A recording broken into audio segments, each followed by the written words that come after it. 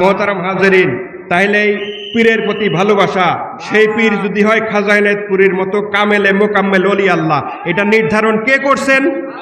মহব্বতে বলেন কে করছেন? আরো জোরে বলেন কে করছেন? স্বয়ং আরশের মালিক মহান রাব্বুল ইজ্জাত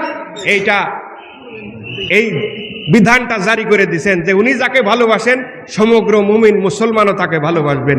যেহেতু খাজা এনায়েতপুরীকে লক্ষ লক্ষ মুমিন মুসলমান ভালোবাসেন, কাজে এইটা বলার অপেক্ষা রাখে না। দলিল তো আছেই অসংখ্য অগণিত, কিন্তু আর দলিল লাগে না। বুদ্ধিমান আকেলমানকে নিয়ে ইশারাই কাফি, বুদ্ধিমানের জন্য ইশারাই যথেষ্ট।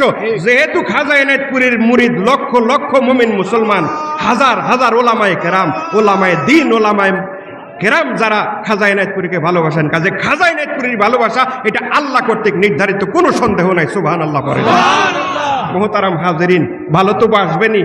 আউলিয়া আল্লাহদের কথা আল্লাহ পাকই বললেন, আলা ইন্না আউলিয়া আল্লাহি লা খাউফুন আলাইহিম ওয়া লা হুম ইয়াহজানুন।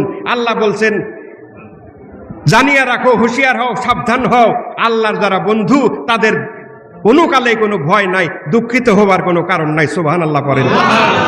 ভয় কি শুধু দুনিয়াতে? তা না, দুনিয়া এবং আখেরাত, দুনিয়া এবং আখেরাতে দুই কালেই তাদের কোনো ভয় নাই। এবং আল্লাহ এই আয়াত দুনিয়া আখেরাতে ভয় নাই বলে আল্লাহ পাক ফরমাইলেন যে জানিয়া রাখো আল্লাহর বাণীর কোনো পরিবর্তন হয় না। সুবহানাল্লাহ পড়েন।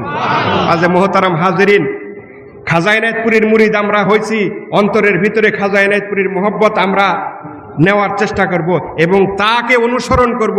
যেইভাবে খাজা এনায়েতপুরী নবীর সুন্নত পালন করতেন, যেইভাবে খাজা এনায়েতপুরী আল্লাহ রাব্বুল আলামিনের তাবেদারি করতেন, যেইভাবে খাজা এনায়েতপুরী নবীর সুন্নত পালন করতেন, যেইভাবে খাজা এনায়েতপুরী শরীয়তের সমস্ত আহকামগুলো মানতেন, মারেফতের চর্চা করতেন, আমাদেরকেও সেই অনুযায়ী করতে হবে। এর বাইরে গেলেও হবে না, কম করলেও হবে না, বেশি করলেও হবে না। যদি খাজা এনায়েতপুরীর ভালোবাসা পাইতে চাই, তাইলে খাজা এনায়েতপুরীকে পুঙ্খানুপুঙ্খরূপে অনুসরণ করতে হবে। যার কারণে খাজা এনায়েতপুরী বলছেন, বাবা পীরের খাসলতে খাসলত ধরো, তবে ত্রাণ ও শান্তি। সুবহানাল্লাহ বলেন। মুহতারাম হাজেরিন, মধ্যম পন্থাই উত্তম।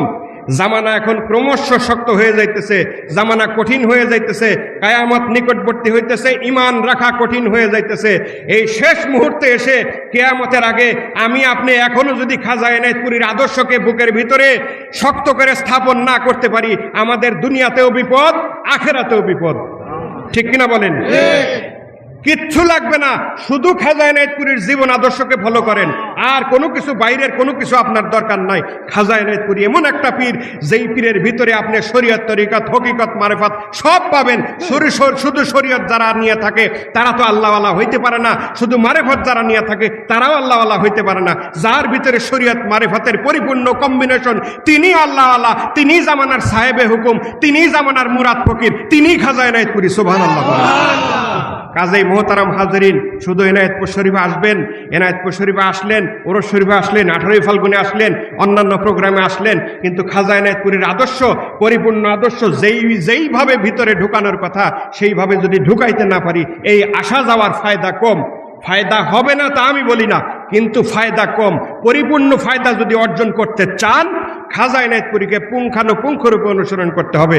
আপনাকে খাজা এনায়েতপুরী উনার অমূল্য বাণীতে বলছেন, বাবারা তোমরা নামাজ পড়ো, তোমরা 5 ওয়াক্ত নামাজ পড়ো।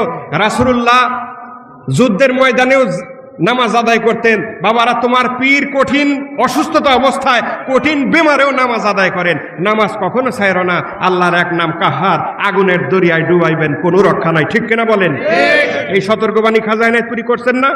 কাজেই নামাজের গাফেলতি যাদের ভিতরে আছে, শুধু জাকের বইলে নামাজের গাফিলতি করে তা কিন্তু না। এমনি মুসলমানেরাও অনেকেই নামাজ পড়ে না, বা পড়লে 1 ওয়াক্ত পড়ে, 4 ওয়াক্ত পড়ে না। এই জিনিসগুলা আপনি জামানার কামেল মোকাম্মেল ওলি আল্লাহর মুরিদ, আপনি খাজা এনায়েতপুরীর মুরিদ, আপনি রাস্তা দিয়ে এমন ভাবে হাঁটবেন, আপনি এমন সুরে কথা বলবেন, আপনি এমন ভাবে নসিহত মানুষকে করবেন, মানুষ যেন বলতে বাধ্য হয় আপনি কামেল মোকাম্মেল ওলি আল্লাহর মুরিদ। মানুষ যেন বলতে বাধ্য হয় আপনি এনায়েতপুর পীর সাহেবের মুরিদ। আপনার কথার মধ্যে মাধুর্য থাকবে, আপনার হাঁটার মধ্যে মাধুর্য থাকবে, আপনার জিকিরের মধ্যে মাধুর্য থাকবে, আপনার বাজার করার মধ্যে মাধুর্য থাকবে, আপনার ওয়াজ নসিহতের মধ্যে মাধুর্য থাকবে। সোজা কথা, মিষ্টভাষী আপনাকে হইতে হবে। খাজা এনায়েতপুরী এমন একজন পীর যিনি বাবা ছাড়া কাউকে কোনো সময় কথা বলেন নাই। ঠিক কিনা বলেন? এই আদর্শগুলো আমাদের মধ্যে ঢুকাইতে হবে। জামানা শেষ হয়ে আসতেছে। মেরাজের মেরাজ মাসের প্রথম শুক্রবার আমরা অতিবাহিত করলাম। এর অর্থ হইল আমাদের জীবন থেকে একটা শুক্রবার কিন্তু চিরদিনের জন্য নাই হয়ে গেল। ঠিক কিনা বলেন? এমনি ভাবে প্রত্যেক নিঃশ্বাসে আমাদের সময় কয়মা আসতেছে, প্রত্যেক নিঃশ্বাসে আমাদের সময় কয়মা আসতেছে। মোহতারাম হাজেরিন, এই সময় অমূল্য জীবন, খাজা বলছেন অমূল্য জীবন স্বপ্নের মতো চলে যাইতেছে। আপনারা হুঁশ করেন, পবিত্র আল্লাহর নাম অন্তরের ভিতরে দাগ করে মরেন, তাইলে আবাদ তাক অনন্তকাল সুখ শান্তিতে আপনারা থাকতে পারবেন।